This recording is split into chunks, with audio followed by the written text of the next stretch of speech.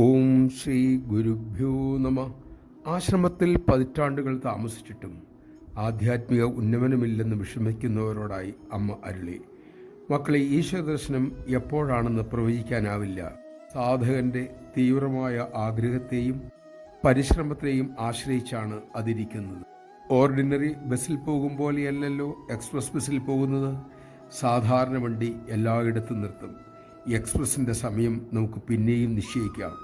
അതുപോലെ അരനിമിഷം പോലും പാഴാക്കാതെ നിസ്സംഗതയോടുകൂടി ജീവിച്ച് ഈശ്വരസ്മരണയിൽ മുഴുകിയാൽ ചുരുങ്ങിയ സമയത്തിനകം ഈശ്വര ദർശനമുണ്ടാവും. മക്കളെ, സാമട്ടിലുള്ള സാധനയുടെ ഫലം എപ്പോഴാ ലഭിക്കുക എന്ന് പറയാനാവില്ല. നമഃശിവായ.